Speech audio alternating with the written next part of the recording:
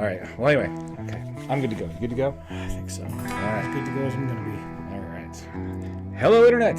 Welcome to the show. Thanks for joining us. The Denver Nuggets finish off the Miami Heat in 5 games. Just like you called it. Just like I called it. Nice. In Major League Baseball, are the Mets in trouble? And what do the Jazz plan to do in the NBA draft? All that and more. My name is Darren. That's AJ. And this is the DNA Sports Recap. Roll the intro.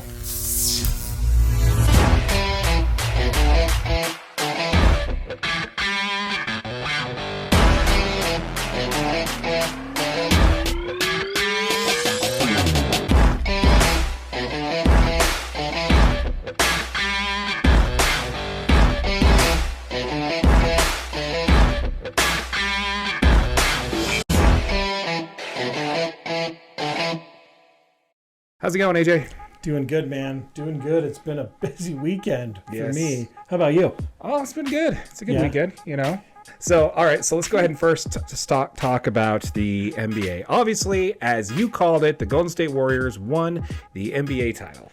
Yes, sir. Just like I called it in episode 5, the Golden State Warriors are NBA champions. So, yeah, why don't you tell us about that? Well, it all started with Steph Curry sitting at home on the couch because they were eliminated about 2 rounds ago. Wait a minute. So, okay, so if they got eliminated, they didn't win this title. So who did win the title? Well, my friend, I did. Once I knew who was going to be in the finals, I said Nuggets in 5. Guess what happened? Nuggets in 5. That's right. I did call it 6, and I was hoping they would get to 6 just simply because of how well they played in game 2. Just because it's beautiful basketball to watch. Beautiful basketball to watch. Jimmy Butler is playing out of his mind. I thought Miami had a chance to push it to at least 6. So that was my hope. But I will have to say that even before the play-in tournament, I did call the Denver Nuggets to win the championship. You did. You win absolutely did. So- You called Nuggets all the way. I was playing with house money there. Figured I'd push it a little bit. Yeah. You know, see if I can get at least a 6 or 7 game series. I try to will it into existence. Yeah. I like it, So- actually. Yeah. But anyway, so Denver wins it in 5. You got Jokic, who gets the finals MVP. And like we called it probably about 2 or 3 episodes ago, an NL MVP. A finals MVP. Sure is a nice cancellation prize from being robbed out of your 3rd consecutive MVP. Which he deserved. And Which we he both know it. deserved. We both Yep. felt that way. Yeah, but definitely not. Probably the way he'd want to play it out, right? If you're not going to win the MVP, might as well win a ring. I don't think he cared. Honestly, I don't think Nikola Jokic cared for 2 seconds about winning the MVP. No. I think he was pretty locked in and dialed in on trying to ensure that the Nuggets went as far as he wanted them to.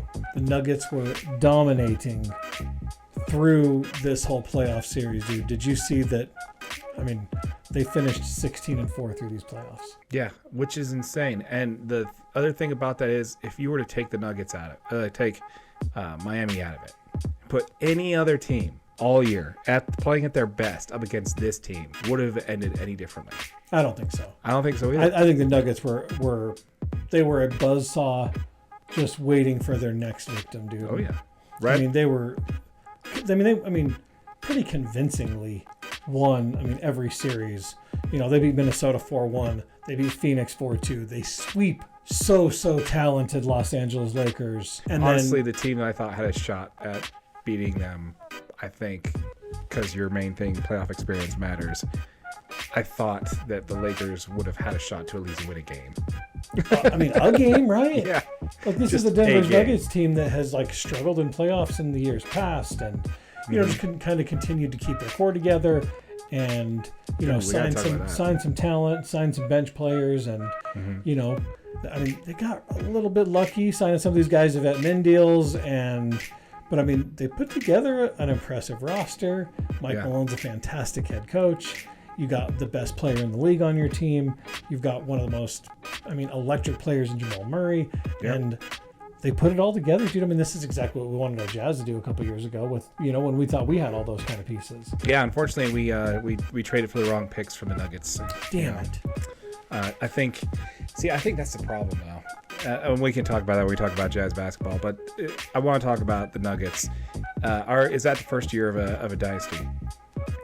Do you see a team that can compete with how well these guys just rolled through the playoffs, almost effortlessly? I mean, their biggest test was Kevin Durant, Chris Paul, Devin Booker, DeAndre Ayton, Phoenix Suns team, and they only took 2 games from them. Yeah, and even in then, it didn't really. I mean, that team's probably not going to be together. They just released Chris Paul. Oh yeah. Fired their head coach. Yeah. So that team's probably not going to be the same next year. So no, I don't know, man. I don't see a team in the NBA right now that's going to compete with that team going into 2024. I'm going to say, if you're going to keep your eyes on anybody, and I'm really not a Golden State Warriors fan though, but I just still think Steph Curry has more in him.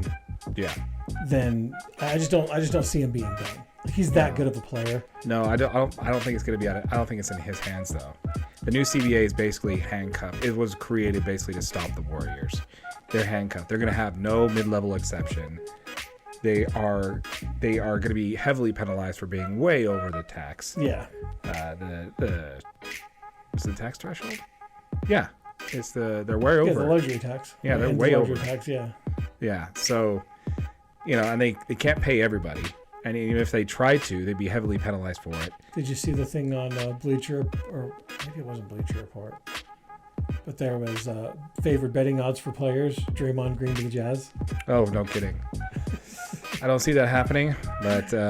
That's like the highest betting odds is Draymond Green to the Jazz. Really? Because we're desperate enough to pay for a champion, we would overpay for Draymond Green. So, and let's talk about this more in the Jazz segment, okay, because I've got some opinions about this. Okay, all right. You got anything else on the on Denver? I think it's a good chance that they're set to be they're set up for a multi-title run at this point. Their core is going to be together for the next 3 seasons. I think the closest they have, I think Aaron Gordon has the potential as a player option in 2 years, but I think pretty much the whole core of this team is in their prime and they're locked up for the next 3 years. Yeah, I mean, I think this is kind of a crazy, it's kind of a crazy time in the NBA, because in previous NBA years you had to have a solid defense, because elite offenses will not just win championships, right? Right. The Golden State Warriors are a legitimate defensive team. That's why they win championships. Mm-hmm. The Giannis-led Bucks were a legitimate defensive team. Yep. This Denver Nuggets team was not looked at as a widely defensive team. No, but they locked it down when they need to. But they can lock it down when they need to, and they can shoot the lights out of the ball. Yeah. No, the last 2 games they held Miami to under 100 points for both games. Yeah. Honestly, it doesn't take that much effort for that Denver Nuggets team to be an elite defensive team. All it is just staying on your assignment. They are so long, and their reach is insane on that team. Well, and they're all athletic freaks, every one of them. With the exception of Jokic. Well, yeah, obviously, but he doesn't have to be though. He doesn't have to. I mean, he doesn't have to be. He can do 8,000 other things, so he doesn't need to be an athletic freak. He doesn't. He's one of the brightest basketball minds we may have ever seen. After the championship was won, Jokic has zero emotion on his face. I mean, just you'd have guessed that. This was game 1, and it means almost nothing, right? Mm-hmm. Walks over, shakes Eric Spoelstra's hand, makes it a point to shake every player on the Miami Heat's hand, mm-hmm, and before he goes over and celebrates with his team. That's awesome. That is what the NBA is about. Oh yeah. You know what I mean? That they're going through a hard time. They fought. Miami was a fantastic team to watch. Mm-hmm. They made a hell of a playoff run. Yeah, they did. They just unfortunately ran into a team that was in a much better position, had much more cohesion, and were legitimately ready to win their NBA title. Oh, for sure. Yeah. I compare them to more of the San Antonio Spurs during their great run. They just were built to win in the playoffs, man. Yeah. It didn't matter if they were first seed, 8th seed, didn't matter. They were built to win. And, this team was the best team in the NBA at the trade deadline and just never looked back. It wasn't even close. There wasn't another team even close to being... And there was no reason they should have. Yeah. So there's a reason they were the best team in the NBA. They continued to show why they were the best in the NBA the rest of the season. And then when it counted, they showed that they were really the best team in the NBA. Yeah. So I don't know. Congratulations. Yeah. I mean, the Denver Nuggets looked fantastic. It was fun basketball to watch the whole time. And I'm super happy for the Nuggets to win it. I'm super happy for the Nuggets to win it too. First title. for them in franchise history, and they did it the right way. They brought in talent. They made key trades. They built from within. They made savvy draft moves, and and congrats, hats off to Miami. Excellent series. You guys ran out of gas there towards the end, but it was really great to watch you tear through the Eastern Conference. Yeah, and absolutely. just be no nonsense basketball and just be like, man, just because you think you're supposed to be here doesn't mean you get to be here. Yep. Kind of attitude I like that they had. All right, so let's go ahead and pivot to the NBA trade rumors and how that's all shaking out already. Yeah, this has been quite a hoot. So we're gonna skip over the Zion Williamson issues, like off the court issues, the baby mama drama. We're gonna skip past all that. Yeah, I don't want to cover that. Necessary, but it is. TMZ is a real website. Go find it there. It has a relevance to why what we're gonna talk about is happening. It was reported by Shams Charania from The Athletic and also NBA insider Mark Stein. I have a quote from here. A well-placed observer who is convinced the Pelicans are indeed considering dealing Williamson if it meant that they could draft Henderson. Yeah, Scoot Henderson. So currently, Zion Williamson is on a 5-year, $195 million contract. I don't know. What do you think the likelihood is that the Pelicans would trade with who has the number overall pick? It's Portland, Charlotte right? Hornets. Charlotte has it. Yeah. Okay. So do you think there's a likelihood that they're going to make that trade? Would you? Absolutely not. When you don't need a point guard? Well, not only do you not need a point guard, but I think Zion Williamson has almost absolutely no upside at this point in his career. This is a dude that's missed 188 out of 302 possible games that he's been available for. He missed an entire season for a foot injury. Can he play when he's on the floor? Yeah. Is he going to be on the floor? Probably not. Yeah. So if you're the Charlotte Hornets, why would you ever trade away a Scoot Henderson, who is pretty widely looked at as an all-star caliber player in his future years? Had a great season with G League Ignite, showed that he can play at the NBA level. For Zion Williamson, who may or may not be on the floor next year. Keep in mind who's leading that team and who's owning that team. I just want to keep in mind that this is the same team that offered Gordon Hayward a max contract after his performance in Boston. After his absolute disassembly in Boston. Yeah, I mean, let's give him a break at the first season. Horrific injury. You give him a break on the second season after coming back from that. Then the third season, his best years were with the Jazz. $35 million a year to be a role player. $35 million. Yeah. And then Charlotte goes off for some max contract. Yeah. I just don't think that franchise is making smart decisions when it comes to signing players. Would they trade for Zion Williams? I think absolutely. And the reason why I think so is, one, they will have the same mindset as you can't not draft him on draft night. The Pelicans had to take him. You don't want to be the guy who passed up on the next prolific player in the NBA. If you can trade number 2 pick for a player that you don't need because you have the best ball kid on your team, in my opinion. And he's already running a point guard at an extreme position. You can't put Scoot at the 2. He's too undersized for that. Why not take the dice, make a trade that involves them taking on the rest of Gordon Hayward's contract, right? Giving up the number 2 pick, getting Zion Williams and a couple of role players, and actually not necessarily having a great team, but putting yourself in a much better position than you are now when it comes to profitability as a team. He is more likely to play with Charlotte and have less likely issues like he has on the court, like getting on the court with Pelicans, because he's from North Carolina, he's from the Charlotte area. Yeah. I definitely see that being something that I wouldn't tell them to do it. I wouldn't do it if I were them, but I could definitely see them doing it. Yeah, I don't see any way this happens if you're anyone in the Charlotte Hornets front office. Yeah. You got Zion or Scoot. No, that's not even a conversation.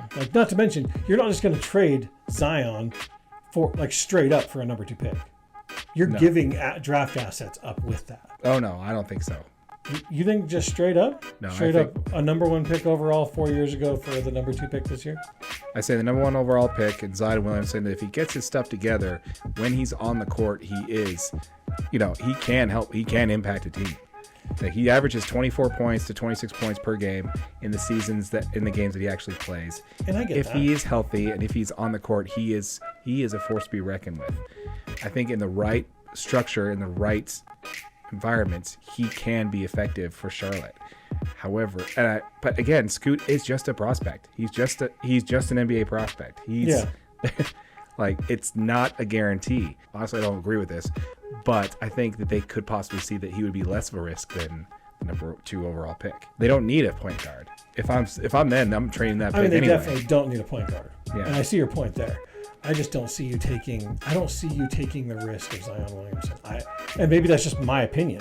Yeah. I just don't see him as a player that you're going to try to base a whole franchise around when you have LaMelo Ball. You bring him around. You know he's only going to play half the season at best. LaMelo Ball is the star of your team. You get out of Gordon Hayward's contract. You get out of some of that stuff that you just simply don't want to be involved in anymore. And you're able to move on. And whether he plays or not, he's on a 5-year deal. You only have him for 2 more years.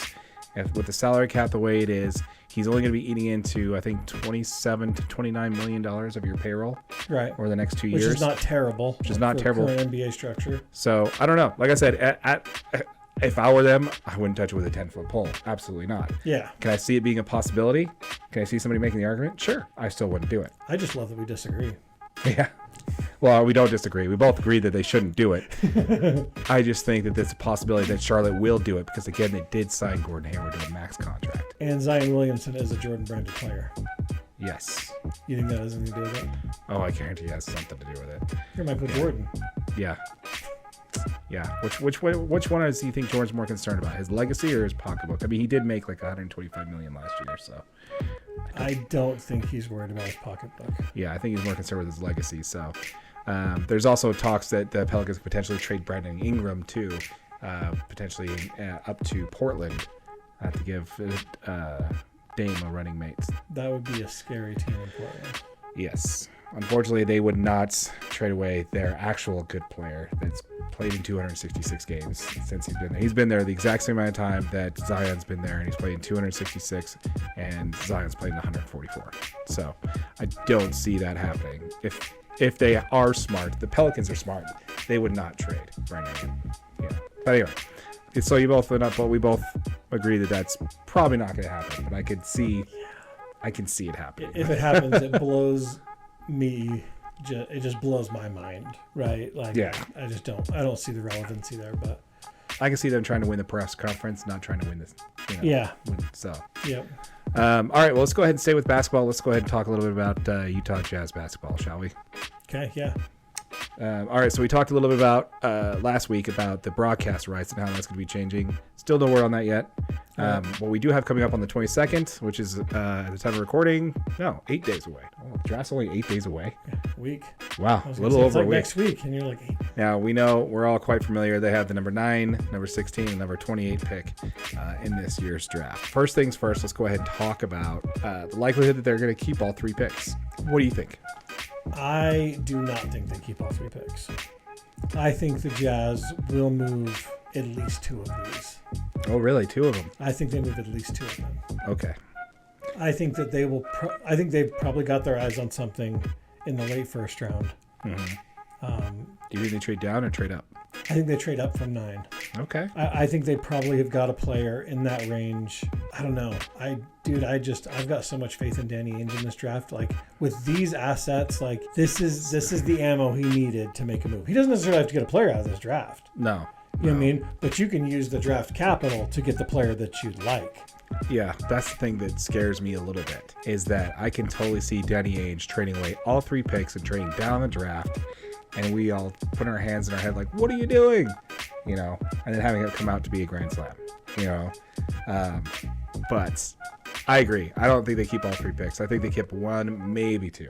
Yeah, and I agree with maybe 2. They might, but I don't think they keep the number 9 pick. I don't think they keep I do think they keep the number 28 pick.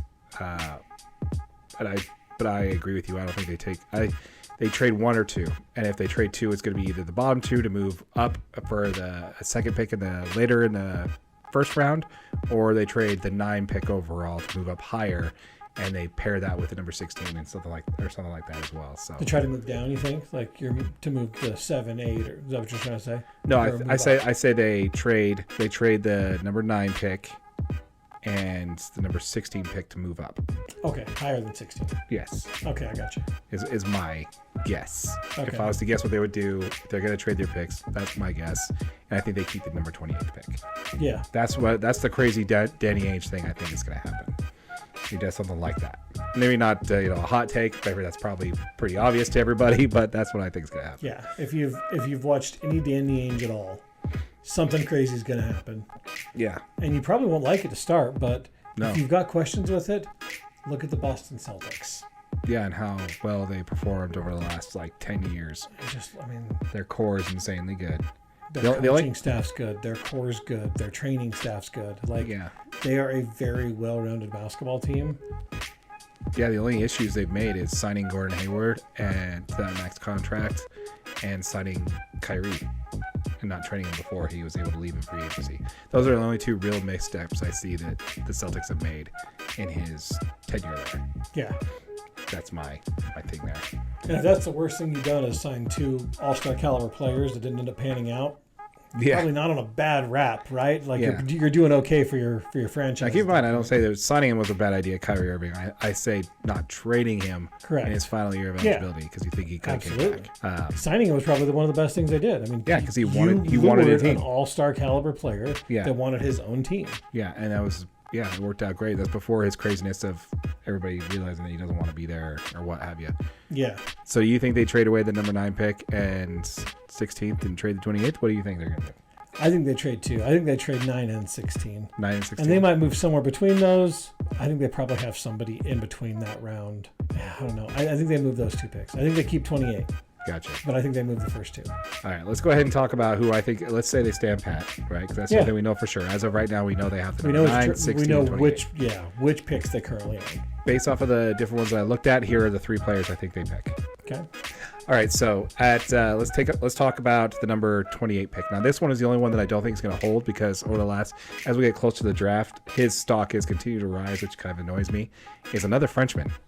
I am picking Rayan Rupert, the 6'7" wing from France, as the Jazz number 28 pick. He's an 18-year-old with a 7'3" wingspan. And he's a shooter. He currently plays in Australia, professional basketball. Yep. And he's ESPN's 17 overall ranked prospect. Yeah. So I don't think he's going to still be on the board at 28, but I don't think there's a chance. This dude can really play. Yes. He's tearing up the Australian league. He is a knockdown shooter. Yeah. If I recall, that's the one I'm talking about, right? Yeah. Okay. Yeah. Dude's a knockdown shooter. He's big. He's long. His athleticism is just crazy. He's actually a pretty decent defender. And he's a real standout player in Australia. I don't think there's any chance he stays all the way to 28. Yeah. Originally at the time of the draft, there's Sports, SB Nation, CBS Sports, and one other person who had the Jazz picking him number 28. If he's available at 28, I guarantee the Jazz take him. I think if it looks like he's coming off the board, they might pick him at 16. Yeah. So I think that's probably a likelihood. But let's. That's who I'm picking that they're going to be there if he's still on the board. Now, keep in mind, this over the last 3 or 4 days, his stock has continued to rise. So there's a good chance he won't be there. But just in case he falls for where I thought he was going to be, that's my pick is Rupert, the 6'7" wingman from France. Same freaking reach as Rudy's height. I think that would have been fantastic. Number 16, I got the Jazz taking Nick Smith Jr., guard from Arkansas. He's a 6'5" guard. He's a combo guard, good size, long reach for his position. He's known for his downhill speed, body control. He's got effortless speed, and he can change directions at will, fluidly with the ball. So he's not a good three-point shooter, though. Okay. So if you think I got an overall. I was going to say, I was thinking that he was more defensive. He's more of a defensive-minded, yes, he kind is. of run downhill kind of player. Good combo guard, downhill speed, body control. He is. I think he's the type of player that we want. He's basically a bigger Clarkson. He's a bigger version. Okay. A couple inches taller, definitely bigger frame. for this kid. Anyway, so not a good 3-point shooter. However, 33% in college isn't necessarily bad. He can develop a shot. Definitely not the worst that the Jazz have had in the past. So, I think he'd make a great point guard for the Utah Jazz. So he's been playing as a point guard and as a shooting guard in Arkansas. I think he'd be a good point guard. Now that's going to pair with my number 9 pick, and that is going to be Taylor Hendricks, 6'9" forward from UCF. This guy is the epitome of a 3-and-D guy. He shoots 40%. I like Taylor Hendricks a lot, actually. He shoots 40% from 3 and is possibly the best defender in the draft. Yep. So I've watched a lot of tape on this guy. Yeah. His lateral quickness and ability to see where offensive players are moving to is just next level, dude. He is quick side to side. He stays in front of players really well. He reads. He's a really, really good, fun player to watch if you're just let's see some defensive lockdown. This is your guy. Yeah. And, shooting 40% from 3 in college is great for a guy his size. Really great, yeah. This guy's 6'9". This is a forward. This is a decent sized forward. So I don't think the Jazz are wanting to compete next year. I think they would be okay to be in a similar position they are to this year, maybe making the play-in tournament, maybe not. I think they have the assets. I don't think they're looking to push all their chips in the middle and make a big... I know the fanboy in us wants it to be not the case, but I really don't think Dennis Lindsey's really thinking that they're going to compete next year. Wow, you went Dennis Lindsey with the Dallas Mavericks. Oh, I'm sorry. I love it. Dennis Lindsey. Hey, I really don't think Dennis Lindsey wants the Jazz to be competitive either, buddy. I'm just going to be completely honest with you. I don't think he does. I hope he did. Did he actually take that job? I know he was interviewed for it. I don't know if he took it. Yeah, he's with the Mavericks now. Yeah, but I don't think that Danny Ainge, yes. It still sounds weird. I mean, to be honest, YouTube, you think so too. Danny Ainge with the Utah Jazz just sounds weird. Should have started drinking earlier. But yeah, so Danny Ainge, I see him not thinking this team's that helps. Yes, it does. Before the show. It does. But yeah, I agree. I don't think he actually helps. I don't think that Danny Ainge thinks this team's ready to compete next year, especially in the West. I don't know. What do you think? Do you think the Jazz are setting up to make a push to improve next year? I think, all fanboy aside, I think we see the Jazz be much more competitive in the first half of the year. Much more competitive. They were great in the first half. They started the first 10 games okay, and then they just kind of fell off, right? I mean, and I think the reason for that is nobody had any idea what they were going to be when they started. Right. They had no tape on Quinn Hardy. Wow, I did it too. Sweet. You're welcome. Yeah. So, guess we'll have to stay in now. Yeah, no kidding. They have zero tape on Will Hardy, the head coach of the Utah Jazz, not Quinn Snyder. Yes. They had no idea what this team really looked like. There was a couple preseason games, but I mean, in all reality, they just had no idea what the structure was going to look like. I think it jumped out and surprised a lot of basketball teams. Right. But you saw Lauri Markkanen really come into his own. He found his comfort place. Walker Kessler got worlds better. And I think just with the talent of those two guys, you've got something to really build on. Kessler was a rookie, wasn't he? Kessler was a rookie. Yeah. He never played like a rookie. No, that's why I'm like, wait a minute. He was out there playing with confidence. He was out there blocking shots, shooting the ball. I think if they re-sign Jordan Clarkson, which I do believe there's definitely a chance Jordan comes back. I think so too. You've got a really talented player in Colin Sexton. You've got a backup point guard that I really, really like in Chris Dunn. Mm-hmm. I forgot about that signing. Yeah, I mean, Chris Dunn's fantastic, dude. Yeah. So again, small guy though. Yeah, he's small, but I mean, he's quick. He makes good decisions. I love that he has a chip on his shoulder because he didn't make it. He didn't have an easy path to the league. He was a high draft pick and then he fell out of the league. And now he's back and he's got a chip on his shoulder and he wants to show people that he can play in the NBA. And those are the players that the Jazz get the best out of. And that's where I think you're going to see the best out of Chris Dunn. Yeah, those players do not shine in the postseason, though. But we don't need Chris Dunn to shine in the postseason because if we're to the postseason, you're relying on your 7-man rotation, and Chris Dunn's not one of those guys. Chris was not one of those guys. Okay, fair enough. Yeah. I agree. I think that's a good point. But like I said, I don't really think they keep all 3 of these guys. But those 3 picks are what I would pick if they were going to keep them. If they could create some more space around Lauri Markkanen, it would make his life a whole lot easier. Yeah. To have a knockdown 3-point shooter that's not. I mean, and I love Jordan Clarkson. I mean, he's one of my favorite people. But he is one of the streakiest shooters in the NBA. He is hot or cold. Yeah. He's yes or he's no. Yeah, he's also kind of a defensive liability, unfortunately. You put Jordan Jordan Park. You put Jordan Clarkson in when you're trying to get a bucket. You're trying to get out of a slump. JC, go in there, take the ball, and there's not a person on the floor that's going to stop you. No. Yeah. And once he sees one go through, you best believe there's 5 or 6 more coming. Yeah. So he's not passing the ball. But I love it. I mean, that has been something that Jazz needed for a long time. Yeah. Because he could get that bucket when he needed one. Donovan Mitchell really struggled to get a bucket when he needed one sometimes. Yeah. He'd drive in there just wildly crazy and throw up a stupid shot and hope he's getting fouled. And he'd go in there and he'd lose the ball. He would have a turnover. That's the biggest problem that I had with Donovan Mitchell is that he tried to play hero ball when he didn't need to. He had really good cast around him and he refused to use it. Yeah. He had one of the best supporting casts I think the Jazz have ever put together. Didn't want to pass the ball. Wanted to take the shot. Dude, Bogey, JC. Yeah. I mean, dude, it keeps going, and we could talk previous teams all day long, but yeah. Donovan, dude, what were you doing? Yeah. You had all the tools at your disposal. Did you see Rudy's comments Uh-uh. about the Denver Nuggets winning? No. There's some speculation that it was a little bit of a shot at the Jazz. He said, congratulations to Denver Nuggets team. They went through some playoff woes, but kept the team together and showed that they could win. Nice. So I like it. I mean, I think it's spot on, dude. It's a fair shot. Yeah, absolutely. It's a fair shot. Do you think the Jazz took that team apart too early? No. You don't think so? I think Donovan Mitchell proved who he was at that point. Don't get me wrong. I like Donovan Mitchell. I think he's a great player, and I think he's even a better human being. Absolutely. But he did fall in love with his own ego way too soon. Yeah. He thought that he could be the man, and he just wasn't. He can, perform well. He was. Everybody's saying Jamal Murray was just a bubble phenom. Honestly, you could say that's true of Donovan Mitchell. I don't think anybody's saying Jamal Murray is a bubble phenom after this. Definitely not. That's what I'm saying. You could dismiss that, but you can't. You can still say that about Mitchell. As much as I love him, it's a true story. Yeah, I think he fell in love with his own hype, and he thought that he was bigger than he was. He thought he was bigger than the team.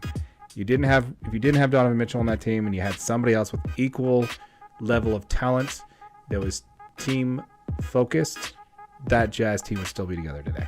They had that person, Mike Conley. Equal level of talent, team really focused. I think Mike Conley I think that's exactly why they brought Mike Conley to the Jazz. They brought him to try to keep an even head on Donovan Mitchell. I do agree with you. You know what I mean? I think that Donovan got to his own head, but I think that was the goal of Mike Conley, was to be the vet, to take him down and just show him this is how you become successful in the NBA is don't get above yourself. You know what I mean? Play within your limits, play within the things that you can do. Mm-hmm. And I think I think the Jazz's talent level got to the point where I think it was tough for Quinn to make a decision on who was getting the shot. And Donovan Mitchell said, no, there's no decision here. I'm the superstar of this team. Yeah, and the front office let him do it. Yeah. The front office let him take control of the team. And Quinn Snyder bit the bullet. I think Quinn Snyder is one of the best coaches for that. Preach it. Because he knew that he wasn't the one that was causing the trouble in the locker room.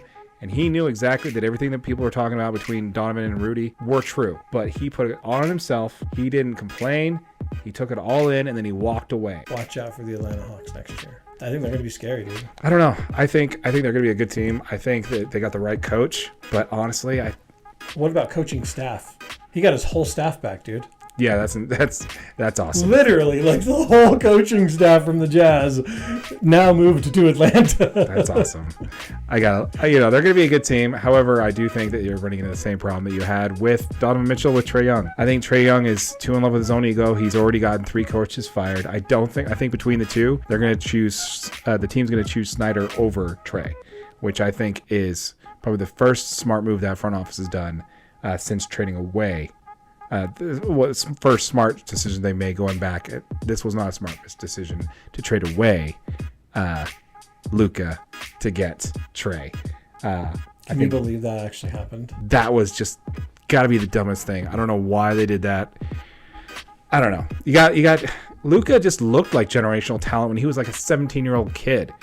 I think he was a surefire prospect for me. I don't know why anybody would trade that away for Trae. I think Dallas got lucky. I can't even contemplate. Like, it's funny because I forget that trade happened. I think they're going to be a good team, but I think Trae Young is, again, another player who's in love with his own ego, with his own hype. And I like that the front office pretty much, they gave him a 5-year deal. They gave Snyder a 5-year deal. So I think they're going to long term. I think they're long term with Quinn. They're not going to let Trae get another coach fired this time. So I like it. Yep. I do want you guys to comment. Let us know if you want to see some Jazz Summer League footage. Maybe we can go check out some Summer League games early July. Just be fun. Yeah. Have you been to Summer League games? No, never been to Summer League. I've been to them almost every year. Yeah. You sit lower bowl. Yeah, I had a good friend who invited me to a preseason game once.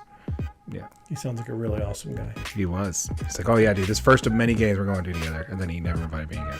What a dick. Yeah, so. This guy sounds like a real asshat. What is your take on the renaming him back to the Delta Center? Oh, man, I love it. That's nostalgia at its finest, That dude.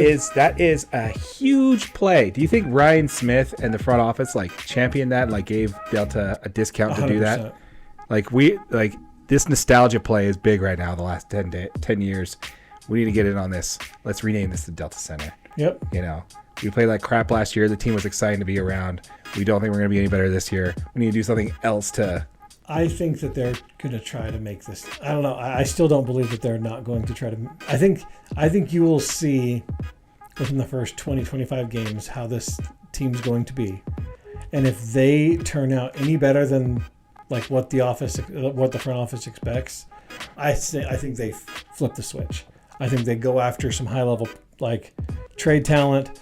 I think that they actually try to make a push to get this team at least into the playoffs. Let's pivot to Major League Baseball talk. Oh, yeah. Here. So first, let's go ahead and talk about the Mets. So I think the Mets are in trouble, Bubble. It's not a good scenario for them. Currently, right now, they are sitting. The record is 31-36, and they are 10 games behind the Braves. And they are 1-9 in their last 10. That's not some great baseball. And I mean, from what I saw, it's not like they're losing to good teams, right? They're losing to some pretty bad teams. Yes. Right now they're playing the Subway Series, which it means they're playing the Yankees. Yeah. Which is cool. It's kind of like the Freeway Series with Donovan Mitchell was actually at the game. Oh, was he? Yeah. Nice. They sit in 4th place in their division. 10 games behind the Atlanta Braves, who are first in their division, actually have the top spot in the West, right, in the National League right now. So, and the Mets have some pretty good players, right? Oh yes, let's talk about that. So the Mets have the largest payroll in baseball. No way. And it's not even close. Their payroll is $353 million this year. Less than Patrick Mahomes makes. Less than Patrick Mahomes makes over his career, but not necessarily in one season. That is $77 million over the next highest, which is ironically the team they're playing right now, the New York Yankees. So that gap is higher than the payroll for the A's or for the Baltimore, for the Rays, or for the Pirates. Their whole team.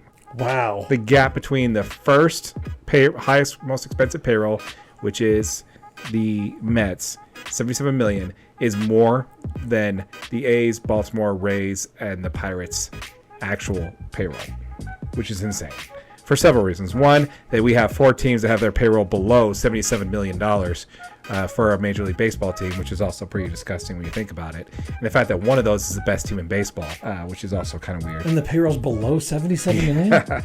Yeah. Got to be the Rays then, right? Yeah, exactly. The Rays are straight winning at life, bro. Yeah, they're doing a great job. Yeah. So they're doing good. They just can't seem to win. Their style of play just isn't conducive to winning in the postseason. They said that about the Denver Nuggets. Yeah? Have they lost in the finals? Not yet. Okay. Well, the Rays did lose in the World Series. So. So that's all there is to it. That's a whole other reason. They had a chance and they lost. They had a chance, man.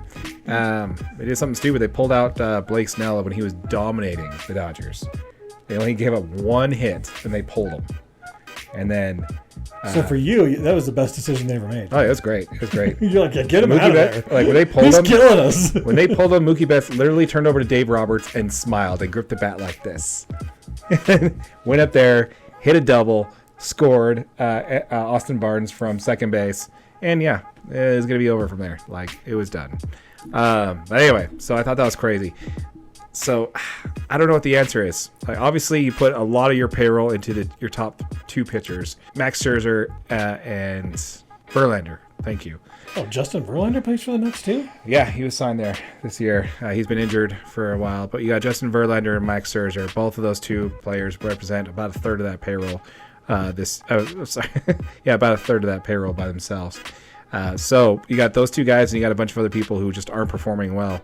And then you have Pete Alonso, who's just killing the ball. They have a rookie catcher in Alvarez, I believe, who's also doing really well. But other than that, they've got a bunch of players they signed big contracts to that just are underperforming. And you can't tell if they were just really good. They were just good players on really bad teams, or if they're just average players on good teams now. Right. So that's the choice. That's the risk you take when you sign a player based off of potential. But like Francisco Lindor is one of them. He's an average bat, but a great shortstop. And that's not what you pay a guy $300 million to do. No. So it's not great. What do you think is going on with the Mets? Do you see anytime you're underperforming like they are, like no matter, like when you have a pitching staff like they have, and obviously they got some guys out, but anytime you got guys underperforming like that, dude, like it's just really hard to win in any major league sport. Yeah, I don't know what's going on with the Mets. I think they have a chance. I just think the Braves are just too good. The Braves are ahead of them in the division.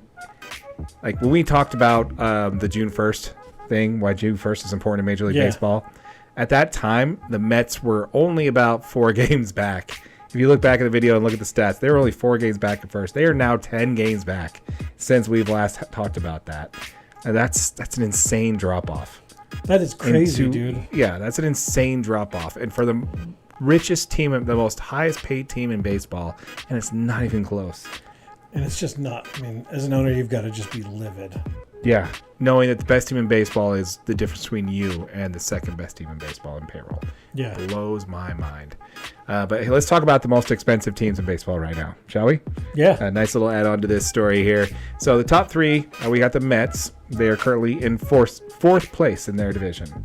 The next highest paid team in baseball, the next team with the next highest payroll, is the New York Yankees. They're in 3rd place in their division. We now have the 3rd highest payroll in baseball, the San Diego Padres. They're currently in 4th place in their division. You'd have to go down to the 8th highest paid payroll team to find somebody who's in 1st place in their division. It shows you money don't buy championships in Major League Baseball. Guess what team that is? Which one? The Atlanta Braves. $220 million. They're the first team they're the first highest paid team, barely cracking the top 10 at 8. Right. And to be first place in their division. Number 9, also, with due respect, we got to show them disrespect because they are still 3.5 games ahead in their division, which is one I got wrong. I actually called right because, I called this one, I got this one wrong, is the Texas Rangers. They are the 9th highest payroll in baseball, and they currently still have a 3-game lead in their division. Wow. So the 8th and the 9th teams are the only teams that are in first place in their division. Not the 1st, not the 2nd, not the 3rd, 4th, 5th, 6th, no. And yes, all the way down to 8th and 9th for the first teams in the division. Yeah, all the way down to 8th and 9th. And yes, the Dodgers are in the top 5, and no, they are not in first place right now. So I don't want to talk about it. We don't have to. Yeah. We don't have to. It's fine. Like I said, you just got to own part of the division lead at June 1st, which they did. I have faith in them. Diamondbacks are playing a hell of a good baseball, though. Yeah. So. Yeah, the Diamondbacks look outstanding. Yeah. So let's talk about the hottest team in baseball right now. Okay. They have now, at the time of recording, this may have changed as of tonight, they have won 7 games straight. I bet you can't guess which team I'm talking about. The Milwaukee Brewers. No. If I give you 15 guesses, you won't get it. Diamondbacks. No, they are on like a 4-game winning streak, but it's not them either. The Mariners. No, you're getting close though. Give me 2 more guesses. Okay. The Oakland Athletics. Yes. Nailed it. On the 5th try, you got it. Got it. First time. First time, every time. Edit all the other guesses out. The Oakland A's are on a 7-game winning streak. Tearing up, man. 7 games. I mean, they're still like 30 games behind in their division, but Doesn't matter. They winning 7 straight. You got to start somewhere to be champions. That's right. It's not happening this year, but that's okay. They're unfortunately on a historical low pace. They would literally have to win every game for the rest of the season to. Are you saying it's not possible? I'm saying it's highly unlikely. They don't have to win like every game, but they would have to win quite a few games in order to get there. But right now they are on a 7-game winning streak. The A's actually had a reverse boycott. Did you see the story? I actually did see this. This is fantastic. So the Oakland A's did something called a reverse boycott. So the 27,700 plus fans came out to the game, which is a season high for them. Yeah. But they had that many people show up to the game, and they all went there with this kind of unified message to John Fisher, the owner. And that message is sell the team, keep them in Oakland. So you had over 27,700 strong chanting sell the team over and over and over again. And this team came and won the game. They won the game, extending their streak to 7 games. And after the game was over, they started throwing drinks and garbage on the floor and chanting and yelling at John Fisher to sell the team. Wow. Yeah. So that is how you handle a boycott. Or a regular boycott didn't do nothing. Like, they just stopped going to the games. They set a record low in attendance for a team in modern baseball. All they did was make the owner move to a more lucrative market. That's all he did. Yeah, absolutely. So, that deal with Nevada hasn't even been finalized yet. No, there's still a chance. Still a chance, but it wasn't written in the government proceedings this year. So yeah. So I mean, they have another couple of years. No, they have one more year left on their lease with the Oakland Coliseum. No, one more year. 2025. Yeah. So I just think that's crazy. Now here's the best part of the news, and good on them for the A's for doing this. The organization, they donated the ticket sales to charity. Over $880,000 in ticket sales. They donated to local charities. Yeah, we don't need that. Yeah. Get that out of here. It's the first profitable game that you've had all season. Well, they probably paid for the whole season with that one game. Yeah. Well, that's the problem with the collective bargaining agreement and the revenue sharing in baseball. You don't have to put a good team together to make enough money to be profitable, you know. Yeah, absolutely. So you just gotta hope your payroll breaks even. They could be the worst team in baseball, and you still made $40 million that year as an organization. How would that be, huh? Yeah, it'd be. Well, you can only do it for so long before your team starts throwing stuff on the field and getting pissed. And reverse boycotting you. And reverse boycotting you. Yeah. Anyway, I thought that was a fantastic story. Yeah. Hey, you got anything else on Major League Baseball? Yeah. Did you see the Red Sox demoted Kike Hernandez from the starting shortstop position? No. I didn't realize he was the starting shortstop. Yeah. So he started this year because over the summer. Because Xander Bogaerts was their I almost said point guard. Yeah. Shortstop. Yep. He ends up signing like this huge 11-year, $280 million deal with the Padres. He leaves. Yeah. Did great for them so far, 4th place in their division. Yeah. But so Kike Hernandez is, he's been playing shortstop for them. Mm-hmm. He has been demoted after 14 errors in 52 games. Oh my One gosh. error every 3.7 games played. Oh, Kike. So it looks like the Red Sox are looking to fill him with either Pablo Reyes or Yu Chang. He's currently out, but when he returns, he'll help until they can get Trevor Story back. Oh my gosh. Poor Kike. That guy's like the ultimate utility guy, right? Yeah, I mean, he's still going to start. It looks like he's going to probably move over to second base. He might even play some center field. He actually played center field for his national team. Yeah. Yeah, he also played most of last year in center field, didn't he? Yeah, so I mean, he's an ultra utility player, but they tried to plug him in at shortstop, and it didn't really work out. So, oh my gosh, that's great. 14 errors though. 14 errors in 52 games, man. That is rough. That is painful. Oh, Kike, you're my boy too. Yeah, I love me some Kike Hernandez, man. He's awesome. He was a utility player for the Dodgers. We got him from Florida, I believe, the Florida Marlins, and he'd show up to live ABs in a banana suit. That's so sick. You know. Yeah. And he'd do stuff like when he sees the cameras on him, he'd drop his back and do a Beyonce bend over type thing and do a little body roll for the camera. He's a super fun player. He's a super fun player. He actually convinced, what's his name? Chase Utley to take BP shirtless. Like him and Chase Utley took BP shirtless when they were doing the no dairy thing. And they even had shirts made up where nobody on the team was having any cheese or milk at all. It's supposed to help you with your something. But yeah, they took batting practice. Chase Utley, if you know Chase Utley, he's kind of like a staunch, like strict guy on the field. He was taking BP with his shirt off. It's fantastic. Dude, that's awesome. Kike is the guy you want in your clubhouse, but not if he's committing 14 errors. Yeah, I saw that and I was just like, poor Kike. Yeah, that's awesome. So, not good for him, but that's that's terrible. So you say he's going to play second, huh? Yeah, it looks like they're going to move him to second and center field. He'll kind of probably switch out between there. Nice. Gosh, poor Kike. All right, well, folks, once again, this is a podcast. If you're watching this on our YouTube videos, keep in mind the full episode is available underneath the playlist on our channel. You'll find it is the only one there listed as podcasts. You can also find us anywhere you find your podcasts. Yeah, and if you're watching on YouTube, make sure you like it, share it, and make sure you smash that subscribe button. Make sure you leave comments. We love talking with you guys. If you've made it to this point in the video, I'm sure you've heard me say it 1,000 times, but we do like interacting with you guys. Keep doing it, and we look forward to any comments you guys have. And IKF just stole home, by the way, for the Yankees in the Yankees-Mets game. So we got to throw that in there. Yeah. Sorry, someone just texted me saying IKF stole home. So stole home? Yeah. Isaiah Kiner Falefa, I think is how you say his name.